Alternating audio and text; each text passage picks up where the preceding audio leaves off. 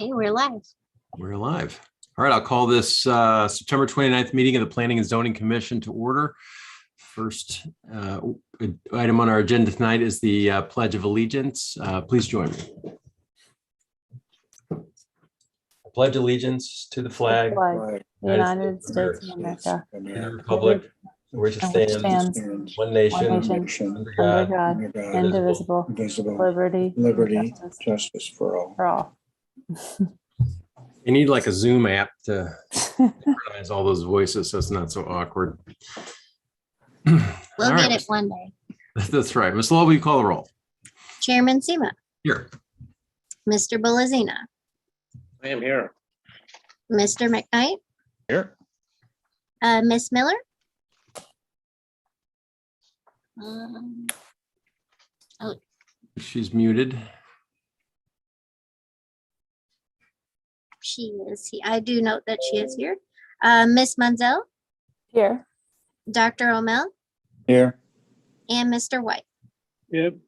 I have Mayor Ream, Alderman Whitmire, and Mr. Malin Smith as absent. We have a quorum. Thank you, Ms. Lowell. Next up is the approval of the minutes from our July 21st, 2021 meeting. Do I have a motion? So moved to accept. Mr. McKnight, do I have a second? second. Seconded by Dr. O'Mell. Any discussion or changes? Mr. McKnight? One quick scrivener's note. It looks like the Vice Chair Sema was put in the minutes starting 6/16/2021. It should be Vice Chair McKnight. That's the only thing that I saw. Okay, the Scrivener's error there. Anything else? Okay, all in favor of approving the minutes, say aye. Aye. aye. Any opposed? Say nay. Motion appears to carry unanimously. Next item, new business. Item number 1 tonight is a conditional use permit. A request has been made by Grant Dino, owner, for the approval of a conditional use permit for an accessory structure, a permanent outdoor game court located at 18 Brookwood Road in the Estate Zoning District. I'll call for our presenter. Mr. Dino with us tonight. Who will be presenting on this? Yes, I am. Good evening. Hi, Mr. Dino. Would you state your name and address for the record, please? Certainly. My name is Grant Dino. My address is 18 Brookwood Road, Town and Country, Missouri, 63131.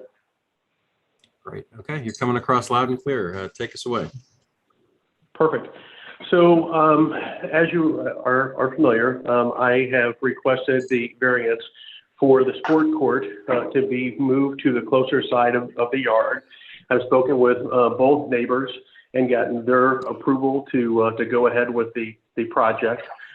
We came in front of you in June, or in July rather, to request it. We were given approval of that, and we're just walking through the rest of the process. The reason that we have asked for the variance is because of the topography of the backyard and the way that we had set up the rain garden and so forth to handle runoff and so forth. The best place without disturbing any of that is closer to the, let's see, I think it's the east side of the yard.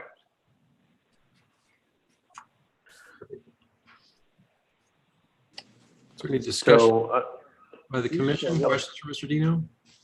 I'm sorry. I was just asking the commission if there are any questions for you.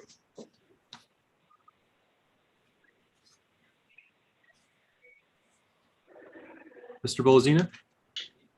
Yes, there appears to be a detention basin, I guess, in the one corner of the property, and that you're adding, I guess, this rain garden or some other piping and miscellaneous structures.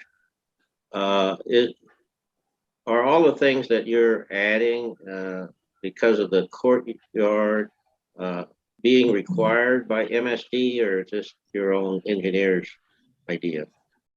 I think it's a culmination of both, really. So we've got the large rain garden and the bottom area to help with, the runoff and so forth.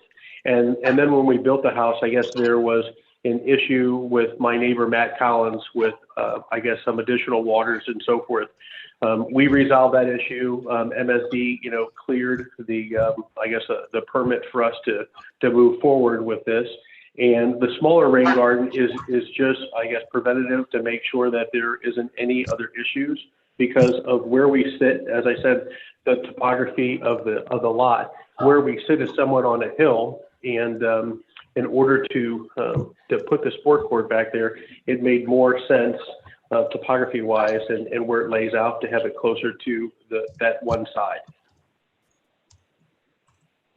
So the sport court was designed by St. Louis Sport Court. I've got Frisella doing the planting of the trees and so forth, and I've been working with Pullman and Pros that have helped me to engineer it and kind of design the layout and what needs to be done in order to make sure that we follow the code and so forth. So I don't know if your engineer or I'm a surveyor pharmacist. is here, but Yeah. My name's Tom Burke. I'm representing Pellman and Prost tonight. okay. Is there a reason why this additional capture zone of the surface water cannot be directed to the detention area that's already there? Has to just spill out before there? I believe it actually does spill out in that direction. Well, it spills out some 50 feet away from the detention as I see it.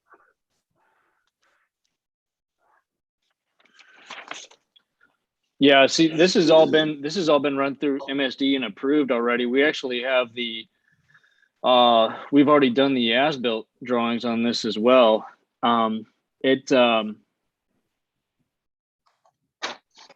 I believe, I didn't actually do the design on this, but I believe that amended soils picked up some of this. And that's part of the reason why it doesn't go all the way to that detention, because the original detention was just for the house. This additional impervious area was picked up by the amended soils. I'm not understanding what the amended soils report had to do with where the drainage goes. So it doesn't change the overall drainage area isn't changed. We're not changing the watershed in this, so the water still goes the same direction as it did. But the amended soils is the approved BMP by MSD. CVC that in the construction notes, letter I, the amended soils. So that is the area that treats the water instead of having to go all the way to the detention area. So to in a shorter way to answer your question, it runs over the amended soils and then runs off site basically in the same direction it was before. So that's why it doesn't have to go all the way to the existing detention pond. Right, and these pop-up drains, right?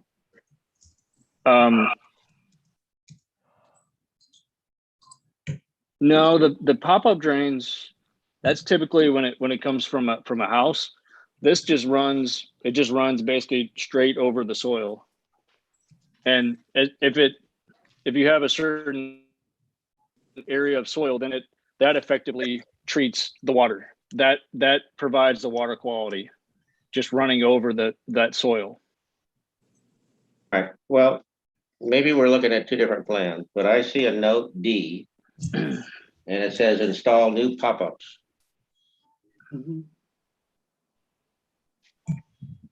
Okay, I see the D. So Where's it actually? Where are they in the plan view? I think he's talking about I is where the amended soils are. So Yeah. this is Grant. We currently don't have any pop-ups in the back. The large basin that we put in there to catch the water, the rain garden, has, I think more than enough capacity for what we have in it, the way that they designed it. It was my understanding that by putting this in there, that there was a smaller rain garden that was actually located up by the court, and that would handle any additional runoff. That was my understanding of it. So if I'm not right in it, but when I talked to Austin, and he had mentioned that in order to do this, that it would be a best method, according to what he said, is that we would spend an extra, I don't know, whatever it was, X amount of dollars to put in a rain garden right next to the sport court. Well, I don't know if you see that in your plan, or if it's I believe you're referring to F, the underground rock storage. yeah. Is that what you're referring Yes. to? Yeah. So that provides the water quality treatment as well. Yes.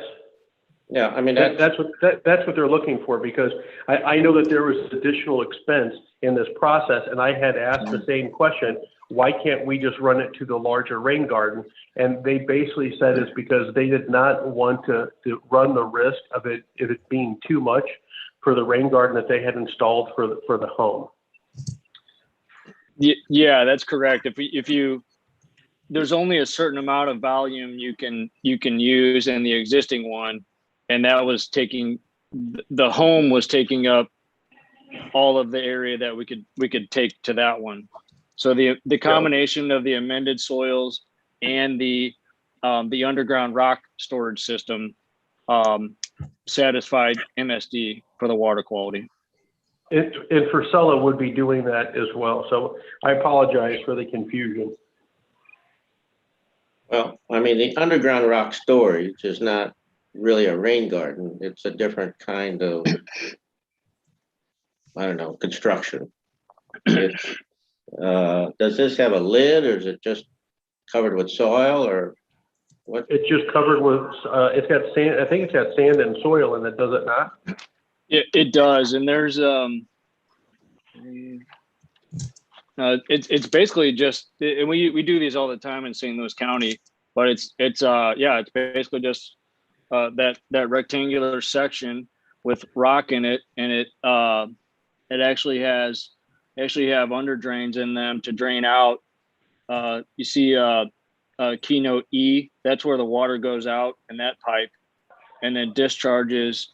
And actually that discharges to the pop-ups that you were referring to, sir. D, the two pop-ups at the end. And my apologies for missing that. But yeah, so it's just the rock, and then above the rock, it'll be about a foot, maybe 2 feet of soil over the top of the rock, so you won't even see that.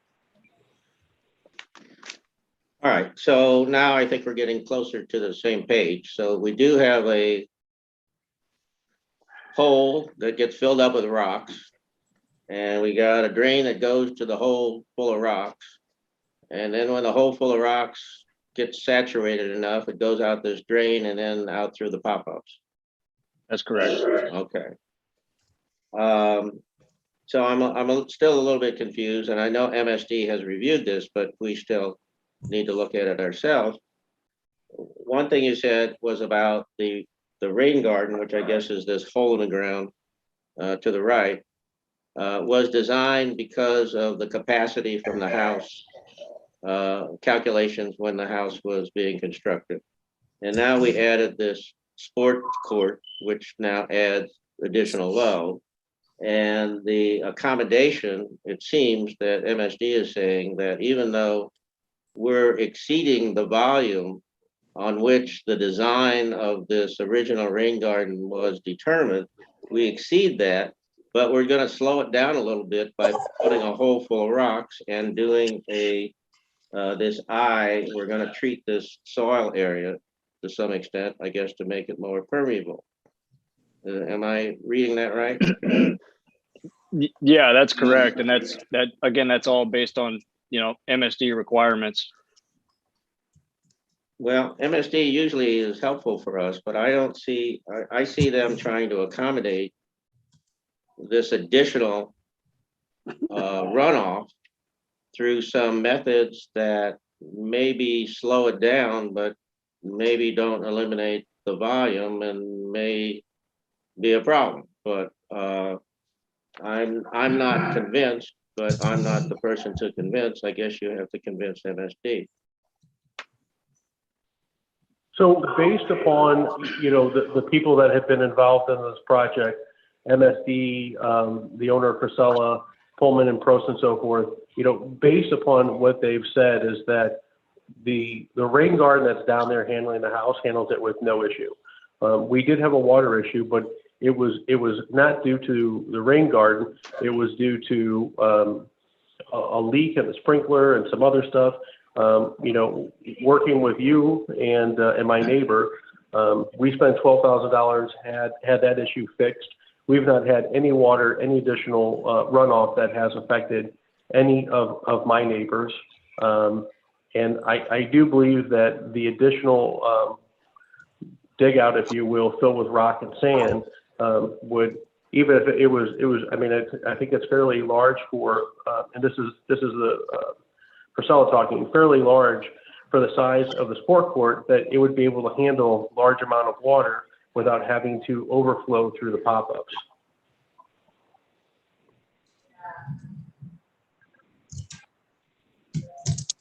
Can you tell me how deep it is? I cannot, but hopefully Tom can. Dennis, it looks like that's on It's, page 2, 4 feet. Yeah, right? it's 4 feet deep. Yes, sir. And we've got, there's 6 inches of soil on top.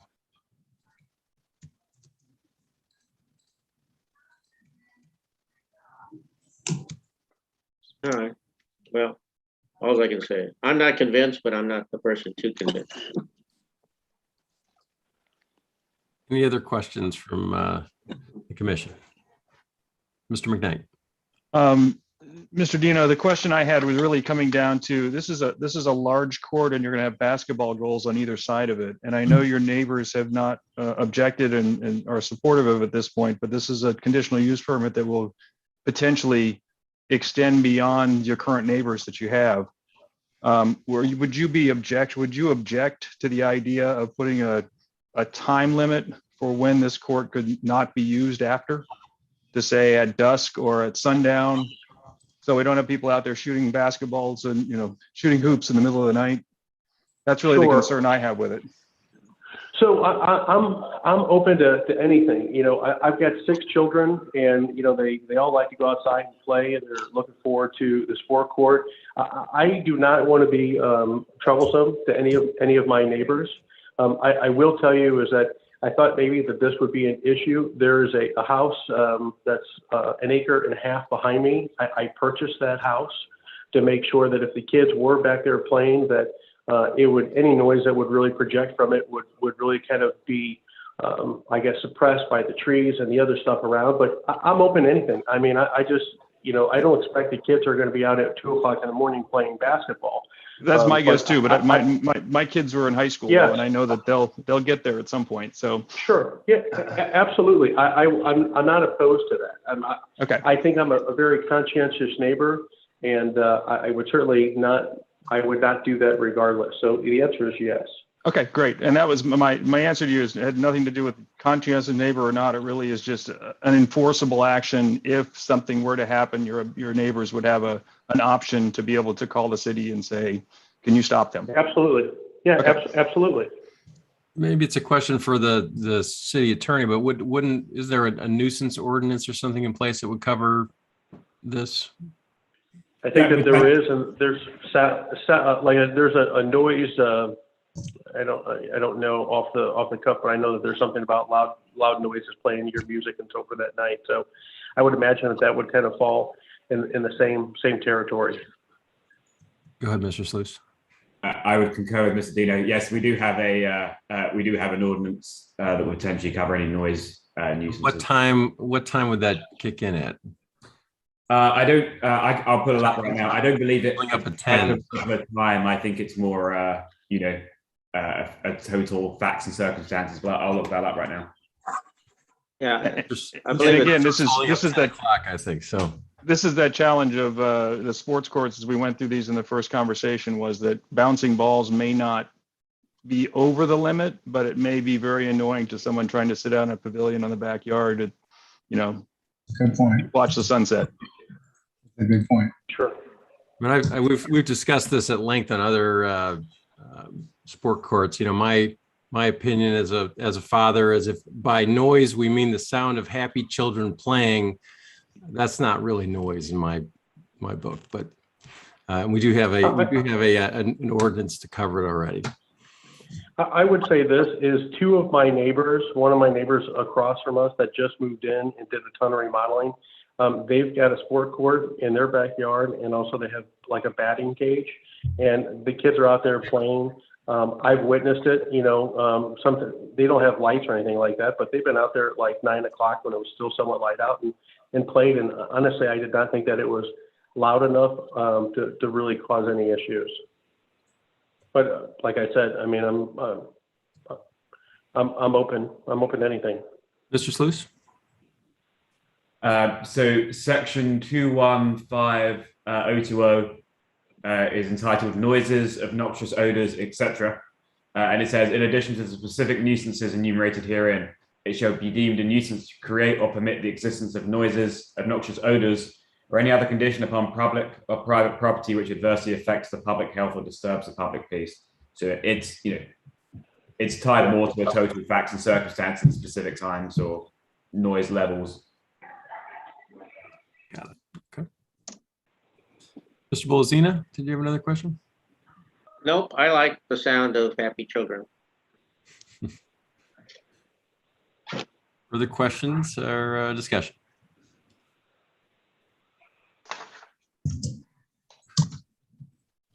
All right.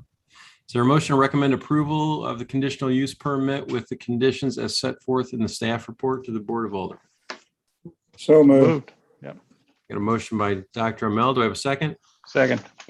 Mr. McKnight. Further discussion or amendments?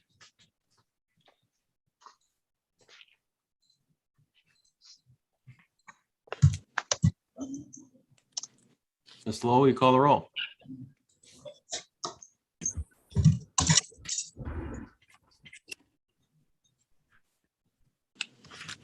Sorry, I was muted. Ms. Munzel, Aye. Dr. O'Mell, Aye. Chairman Sema, Aye. Mr. Bolazina, Yes, Mr. McKnight, Yes. with Mr. White.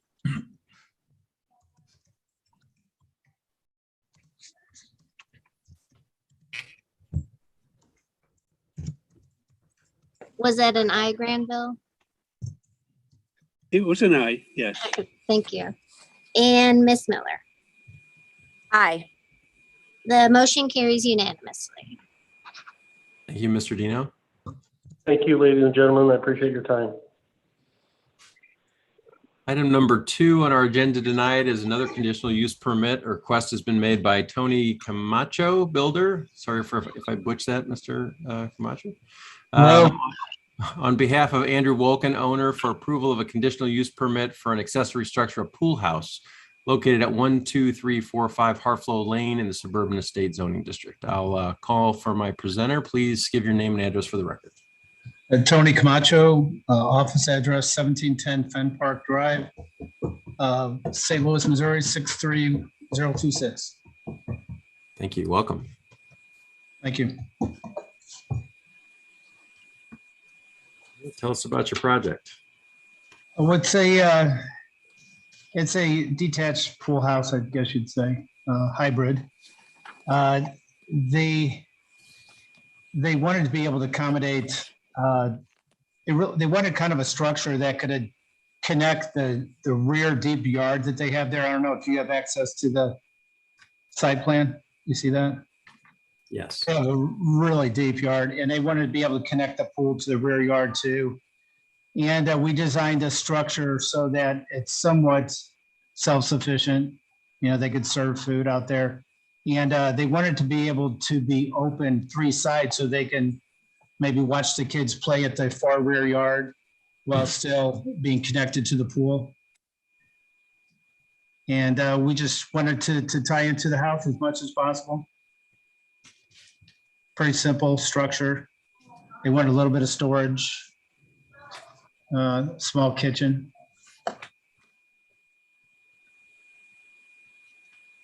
I don't know if you have access to all the photos, but every element of it is tying into the house. The rough on timber is going to tie into the house. Siding, even the shake is going to tie into the house. The only new element that we're tying in was the stone. And I don't know, on the site plan, you can see that we have boulders that are wrapping around the tree that's making the transition from the pool. And there's a large existing tree we're going to keep. So the stone's going to tie into the boulder, which is just continuing the boulder that's around the rear screen, the rear covered porch. Can you see that? Can you see the site plan Yes. in the packet? Yeah.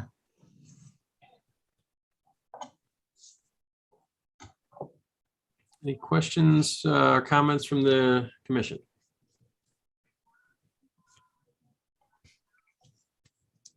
Good question. Mr. McKnight? Just a question on lighting. I don't see any external lighting on this drawing, but I'm assuming you have power out here and you're running lights inside. I see lighting in the design here, but I don't see anything outside. Is the plan to have any lighting that would be shining outside of the structure? Well, that was supposed to be included with the pool. But, I was just thinking the pool is going to be included with the pool lighting.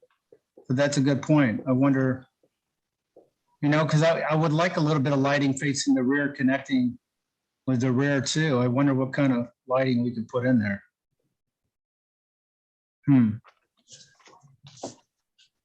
I mean, there could be a couple of sconces each side of the window at the bath facing the pool. That could light that end. Okay. I'm just trying to figure out what kind of looking at it going, what's that going to look like from shining on neighbors' properties and those types of things. So it'd be facing the house. Okay. But I'll address that. Okay. I'll make a note of that. Further discussion? Mr. Bolzina? I'm assuming that there'd also be some fencing. Is there any idea where the fencing is going to go around the pool? Fencing? Oh, around the pool, security fence? Fencing. That wasn't addressed in the site plan? It might have been, I think I was thinking the pool. Yeah. I think I need to address that. I was just thinking the pool installer who's the pool designer, but I'll coordinate that with the pool designer and with the homeowner to make sure that we're placing it where they have a preference. But we really want some fluidity of movements from the house to the rear yard. So we need to really take a look at that. I guess it could go along the line of boulders. And we have steps coming down from the covered porch and then stepping down on some slabs that are steps going down to that lower area. So yeah, I'll address that. Bolzina? I can continue. Okay. The drainage, I'm assuming, goes from east to west downward.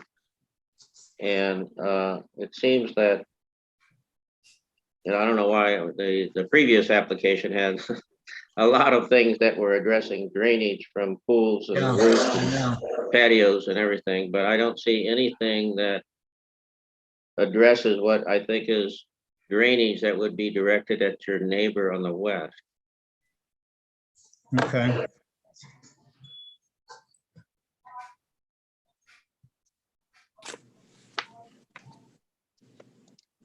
If I may, Mr. Chairman. Go ahead, Mr. Spencer. Yeah. As I stated in the work session, the downspouts for the roof of the structure tie into a 4-inch PVC that directly exits into the storage bed that they're showing to the east of the pool house.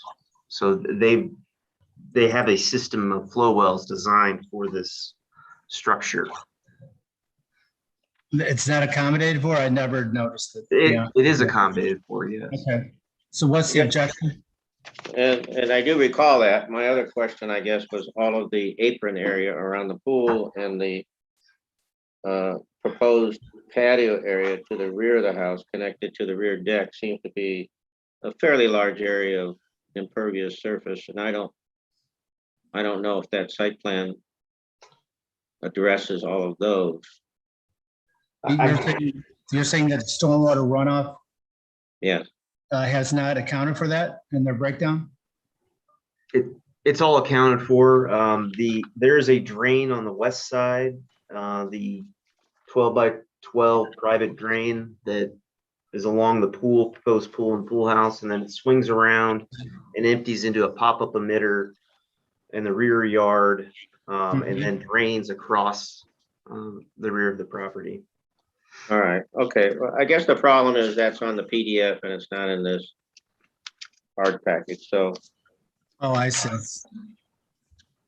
unfortunately, I look at big drawings because it has better detail. But I see. Yeah, I think if you're looking at my site plan, it's something a little bit more generic, I guess. And yeah, I see that area that you're talking about. Okay. Yeah, they're taking advantage of that entire green space back there. It's massive. Okay, never mind. okay.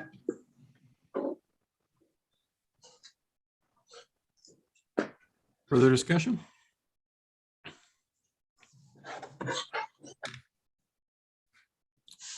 Ms. Lowell, do we have any public comments? No, I've received no public comments regarding this project.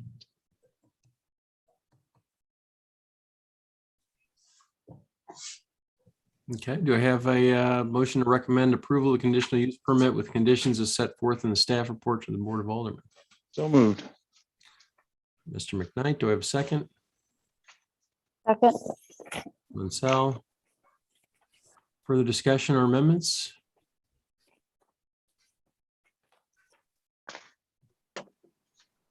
Ms. Lowell, will you call the roll? Dr. O'Mell, Aye. Mrs. Miller, Aye. Mr. McKnight, Yes. Mr. White, Aye. Chairman Sema, Aye. Mr. Bolazina, Yes. and Ms. Munzel. Aye. The motion carries unanimously. Thank you, Mr. Camacho. All right, thank you. Item 3 on our agenda tonight is a conditional use permit. A request has been made by Jackie and Richard Dilport, owners, for approval of a conditional use permit for an accessory structure, a pavilion, located at 13513 Kings Glen Drive in the Suburban Estate Zoning District. I'll call for my presenter. Please state your name and address for the record. I wonder why. Because I say that, okay. Mr. and Mrs. Dilport. Jackie Delport, 13513 Kings Glen Drive. Welcome. Thank you. Tell us about your project. Well, we get extreme heat in the rear end of our house, and we thought we'd put a pavilion there to kind of have something so we could go out in the evening and enjoy our backyard. And this is the structure we decided to put up. Great. It looks like the project's already started. It has. Unfortunately, we weren't aware. We're not from here. We're from Tennessee. And we had a builder's permit. The building permit came to us in about 2 weeks. We had no idea. The builder never told us we couldn't use it. He was aware we were going to do it. And he never even told us that they expire in a certain time. So we learned a good lesson. We're we're very aware of conditional use permits now. So we just like to move forward now and get it done. Okay, do I have any questions or discussion from the commission?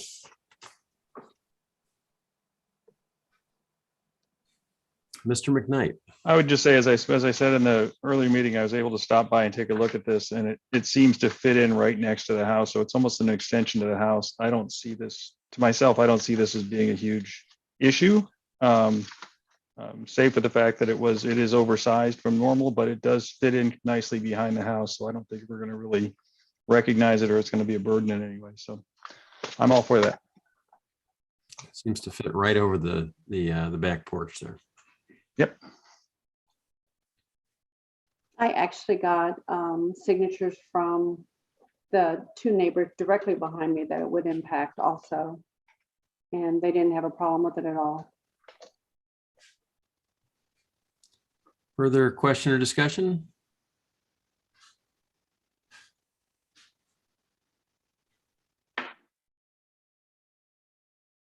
Okay, Ms. Lowell, do we have any public comments on this one? No, we've received none. Great. All right, Ms. Lowell, we call the roll. Do we have a motion? Oh, not yet. I guess we need a motion first, huh? Do we have a motion? So moved. All right, thank you, Dr. O'Mell. Do we have a second? Second. Mr. White. All right, jump the gun. Well, I didn't know if it was you or me. I was so quiet, I was ready to move on. Okay, so Ms. Lowell, now please call the roll. Mr. Bolazina, Yes. Miss Menzel, Aye. Mr. McKnight, Yes. Miss Miller, Yes. Mr. White, Aye. Chairman Sema, Aye. and Dr. O'Mell. Aye. The motion carries unanimously. Thank Okay, you so much. thank you. Let's see, the next three items on our agenda this evening pertain to the gas service station located at 2721 North Balance Road. If there's no objection, we will open the public hearing to hear any comments or concerns from the public and the commission. Item number 4 tonight is a zoning text amendment. A request has been made by Scott Fell of Nova Group on behalf of Spirit Energy LLC for approval of amendments to the campus office zoning district related to section 405.560 conditional uses, service revitalization development regulations related to section 405.1415 permitted uses and section 405.1440 off-street parking and loading requirements and section 405.080 definitions. Item number 5 tonight is a preliminary site development plan. A request has been made by Scott Fell of Nova Group on behalf of Spirit Energy owner for approval of a preliminary site development plan in order to remodel and renovate an existing gasoline service station into a convenience store with gasoline sales to be located at 2721 North Balance Road in the campus office zoning district, developed under the service revitalization zoning regulations. And we will have the public hearing related to that item. And then item number 6, a conditional use permit. A request has been made by Scott Fell of Nova Group on behalf of Spirit Energy LLC owner for approval of a conditional use permit in order to remodel and renovate an existing gasoline service station into a convenience store with gasoline sales to be located at 2721 North Balance Road in the campus office zoning district, developed under the service revitalization zoning regulations. I will now open the public hearing. Mr. Spencer, do we have any exhibits? Yes, Mr. Chairman, staff would like to enter the following exhibits into the record. 1, the municipal code. 2, the comprehensive plan. 3, the development office file as amended from time to time, including staff report titled Town and Country Market, preliminary site development plan / conditional use permit, 2721 North Balance Road. 4, a preliminary site development plan titled Town and Country Market dated 9/14/21, prepared by BFA Engineering Surveying. 5, a mailing list, notice of public hearing, and 6, notice of public hearing posted on the property and published in the St. Louis County. Thank you, Mr. Spencer. I'll call for our presenter. Please give your name and address for the record. I think you're muted.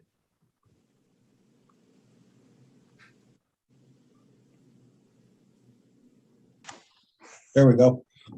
Scott Fell, Nova Group Incorporated, 6312 Hazel West Court, Suite 102, Hazelwood, Missouri, 63042. Thank you, Mr. Fell. Tell us about your project. Well, we actually are asking, I can give you a brief overview, but we have some issues that we want to resolve prior to making a formal presentation. Part of this project involves a vacation of some St. Louis County right-of-way, and we want to get some of those things squared away because that may or may not impact what you have in front of you. So rather than go through this whole process and then have to come back because something changed in that right-of-way vacation, we'd like to postpone this for a couple weeks. Thank you. Yes, we do understand from staff that you'd like us to continue this to our next meeting. Pardon me, sir, but I'm Chris Kemp, the owner, and I'd be glad to give you a 60,000 foot level of what we'd like to do if you'd like that. That would be great. Mr. Kemp, would you give us your address for the record? Sure. I live at 11018 Wellesley Court, St. Louis, Missouri, 63146. Great. Thank you. Go ahead. And so I purchased this property about 3 years ago, and existing gas station, little mini mart, I'll call it, with some service bays, et cetera, and lots of cars parked around. What our intentions are, number one, and we're honored to be part of the city. We think it is a really upscale appearance, but somewhat run down. I intend to invest substantial sums in it, such that we want to retain the colonial character of the exterior. In the interior, we want a nice upscale market. We'd like to call it the town and country market that includes everything from the normal cappuccinos, coffee, espressos, things like that. Some offerings of salads and some other fresher foods, along with the normal milk, bread, and other items. The item that Scott is referring to is I've been working on this vacation, and the city's been incredibly helpful. Thank you. And we think at about the 2-yard line. We're waiting for one more easement. St. Louis County has a pretty substantial amount of requirements, and we've complied with all of them. And one last utility we're waiting on, and I believe that's AT&T. Then we're ready to move ahead, because honestly, the two different gasoline canopies are sort of in an unsafe juxtaposition to each other. And so what we would like to do is, if the county approves, there's a huge right-of-way that's unnecessary since the construction of 270. And we'd like to align them in a much more attractive and safer fashion. So generally speaking, we want the exterior to retain its character, but fix everything, make it look new and make it be energy efficient and things like this. The interior, basically we're gutting the whole thing. We're going to have to get into it. There's some tall ceilings. I want to use them as much as we can. They're covered up currently. We'll be putting in all new floors. We intend to use Italian tile and quarry, and I think it'll be the result will be something the city can be proud of. Great, thank you. And I understand our objective tonight. We're gonna open our public hearing, which we've done. We want to hear discussion from the commission. And Ms. Lowell, have we received any public comments on this item? We have received one public comment in regards to this from Pat McNamara, and that should have been distributed to the commission earlier today, and it will be made a part of these minutes. Thank you. All right, any comments from the commission to help guide the applicant before they come back at our next session, assuming this gets continued to next meeting? Mr. Bolzino. Yes, I know this is highly contingent on getting your vacation of the various easements, but to me, I don't think the canopy and pump area work in a circulation manner. I don't think there's enough space for turning radius, and it looks very tight and close to the road. And if you think about how a car is going to enter that pump, its front end is going to be sticking out toward the east, and then other cars are going to have to negotiate their way around it. It just doesn't look to me as if there's enough space to do that. I do have a suggestion. I think it can be moved a little bit to the west, and I think if you angle the pumps instead of having them face east to west, that if you actually put them on a diagonal, it would help your circulation pattern a great deal. And I guess if I can address two comments. The first is when it comes to the juxtaposition of east versus west, we're a little bit hamstrung currently, given the location of the underground gasoline tanks. There are, engineering calculations, and you can only get so close before, there's some compromising. So we don't have much slide room there, but we will take that into account. But the actual angle of the gas pumps itself, very valid comment, and it would actually give us a little more room. And from an engineering standpoint, we'll look at it. We do have people look. I think the cars can get through as is, but I think your point is very well taken, and we may be well served to angle them. I would call it to the northeast from the, or to the northwest from the southeast. Well, I think in future submittal, I think we'd want to see that turning radius, which to me for a car is around 35 feet turning radius. We want to see how this site plan actually negotiates the turning radiuses that it's going to be required to get in and out of the pump area. Sure, valid. We'll have a traffic engineer take a look at it. But comfortably speaking, we want people to be able to get in and out as well. And we will review it. Okay. Mr. McKnight? Just going along, since we're talking about traffic, you brought traffic engineer into this. I think one of the things that I would like to see in this is just how you see the new purpose or the new function of this building changing the traffic patterns around that building. This is a complicated intersection in Town and Country, and it's one of those challenges where we'd like to see a lot of detail about what changes you see being made with modifying the usage of this building and how that will impact traffic in the area. I think that would be a useful thing for us to be able to look at as well. Sure, and again, I think the good news is, generally speaking, we found, and I've been in this business many, many years, and we found that it's traffic that's coming by us as well. I wish I could tell you we were as special as things like Gucci shoes that people go out of their way for, but it's more about, and it's why these locations tend to be on valuable land. You have to be on the way for people. You have to be very convenient, or they just won't go out of their way. So I think you'll find we're really not generating more traffic to the intersection. We're simply utilizing it. We've also, after extensive discussions with staff, have agreed to remove 2 of the 4 curb cuts to better control the access, particularly near the intersection. So, our site plan will reflect that, and I think it will actually, provide better and safer ingress and egress than is currently the case. Okay. Mr. Bolzina? Yeah, I'm all for this project, and I think that point is very valid, that gas stations are not a destination, but a stop along the way. Therefore, it doesn't generate its own independent traffic.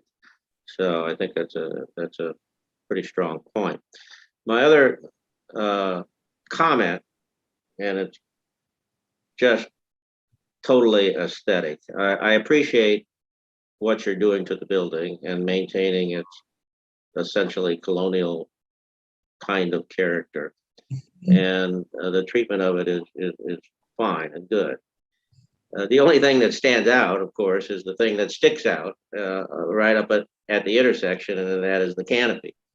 And that is a big white ribbon of steel. So, and it's purely just something to think about. You know, obviously it's not part of this planning process.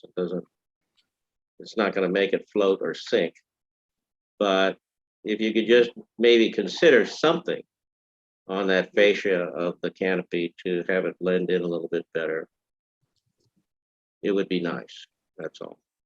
Sure, we'll certainly consider that. I really want this to be something that the city says, you know, we like having these people here and we like having this facility here. So rest assured, we'll be looking at things like, you know, the columns of the gas canopy, which today are just a bare metal, matching the brick of the existing structure to make it all more aesthetically pleasing. Right, and the canopy fascia itself, if it's a big white band, maybe it doesn't need to be. I mean, you're going to have signage, which should be adequate to draw people's attention to know it's a service station, and I don't think anybody's going to miss it. So, but anything you can tone down the commercial look of a big white band of steel running around that canopy would be appreciated. Point well taken, and we will put some architects to work taking a look at that. Mr. White? You're muted, Mr. White. Yes, a comment for staff, really. This is a gateway to the city, both from the east and from the north. Is there any thought of putting a monument in this location, or east or north of this? Oh, sorry, I guess, yes, east or north of this location? Certainly. They're putting in significant landscaping, which is going to be helpful. And I've put a draft condition to reserve an area for public art on the northeast corner. It's the same condition that was placed on total access on the north east side of the intersection, because that's what the comp plan calls for. Is this is an internal gateway? Interesting to note, Dennis and I have been researching the 1904 Olympics, and the Olympic marathon route turned at Dallas and Clayton. It's considered one of the most unusual marathons ever run, and it went through town and country. So we've been talking about how we can get some kind of recognition for that in our town, and this would be a good location for it, a little sign or plaque or something. So I want to at least reserve an area to put to allow for something like that in the future that the city or an entity could install. So good. And Thank you. if I could, we'd be glad to dedicate the space to some low-rise brick wall or something to that effect in the corner with an appropriate city medallion, and be glad to do that at our cost. Wonderful. Mr. Bolzina? Yeah, I think it's wonderful. It was kind of funny that we discovered this. Of course, it wasn't Town and Country in 1904, but it was a road that came up from Manchester, and Manchester was probably a dirt road, as was Bellows Road. Matter of fact, they complained during the race that cars that were following the race was kicking up too much dust for the runners. So obviously it was not a paved road. So, but it kind of a significant, fact for St. Louis anyway, that the Olympic marathon was run. So short of us talking to Marathon Oil for this location, I think you guys, we appreciate the offer to help us provide some recognition here. Dr. O'Mell? What is the anticipated additional revenue that the convenience store will provide? Is that for City or to the staff or applicant? for the applicant? Dr. Mo. Yes. I'm sorry, is that a request to us? Yes. What would I anticipate the taxable revenue to be? And I'm not sure what the rates are, but the total revenue should be something neighboring $2 to $2.2 million a year. Okay, thank you. I would just add as staff, I believe the sales tax revenue will easily be double, triple what's currently taking place there. And I think that's being on a very low side. Mr. McKnight? Just to put this out there, I'd make a motion to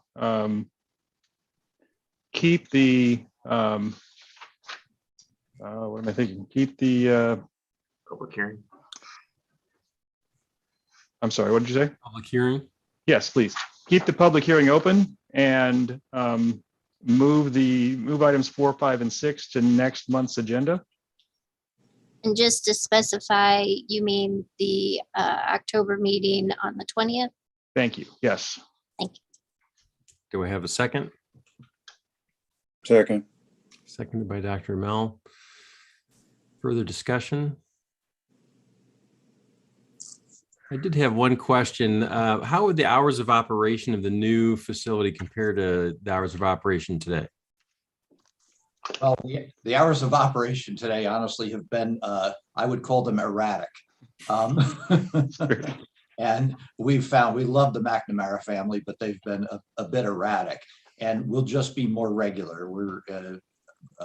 I've operated at one point in time 108 of these things, and we'll have a system in place that will, make sure that the hours are understandable and fit for the customer base. I live on that side of town, about a little over half a mile down Ballas Road, and I've gotten gas at that station almost every week for the last 15 years. And I'm excited about this as a great amenity on that side of town. The one issue one thing I am concerned about, that station closes sometimes too early. There's been many a night about 8 o'clock when I drive through there and think it's closed already. I still need gas.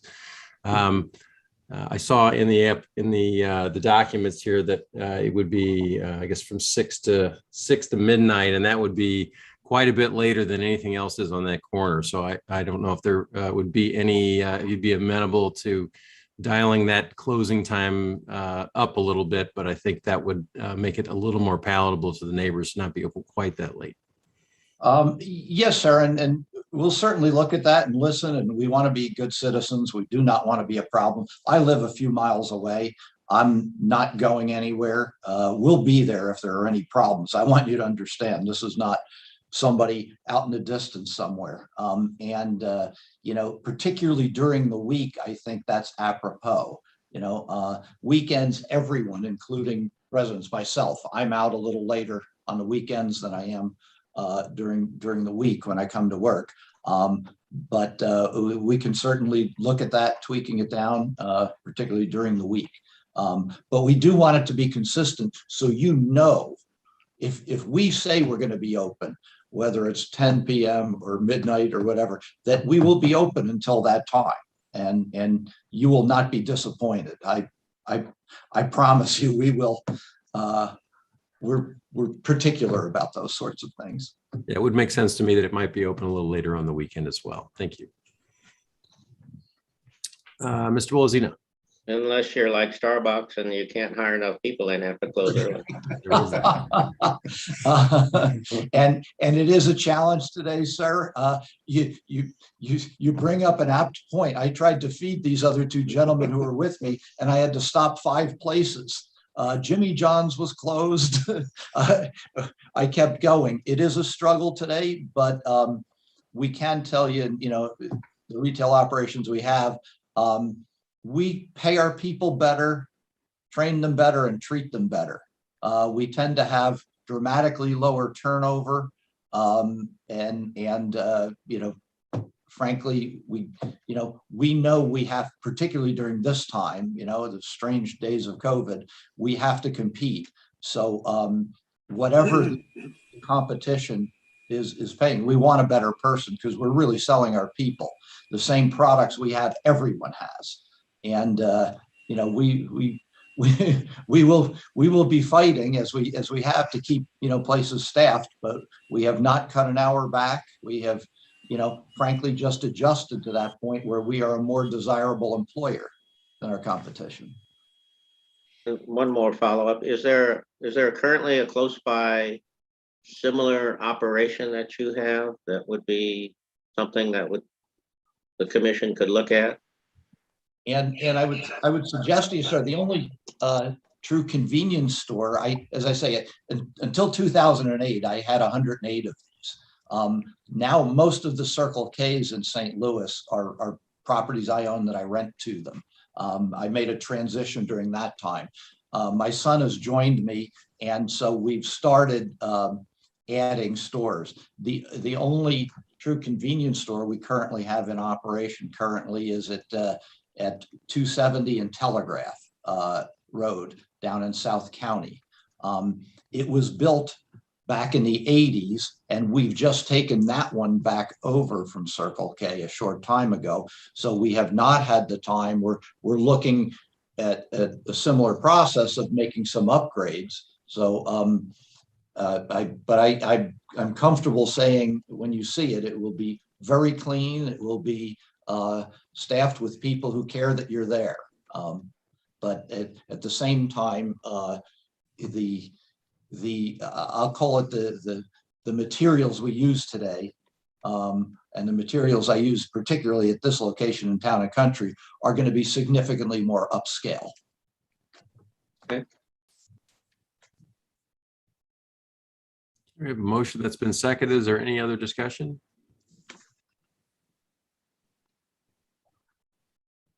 Ms. Lowell, will you call the roll? Chairman Seaman, Aye. Mr. Bolazina, Yes. Mr. White, Aye. Miss Miller, Aye. Mr. McKnight, Yes. Dr. O'Mell, Aye. and Miss Munzel. Aye. The motion carries unanimously. Great, thank you. We'll look forward to seeing you in a few weeks. Thank you so much for your time. Thank you. Thank you. I don't know if we don't have any other business, and I don't think we're going to have a report from the Board of Aldermen this evening. Move to adjourn. Dr. O'Mell, we can always count on you for that motion to adjourn. Thank you. Do I have a second? Second. Seconded by Mr. McKnight. All in favor, say aye. All right. Aye. Motion appears to carry unanimously. Thank you. All right, thank you. Thanks, everyone. Thank you.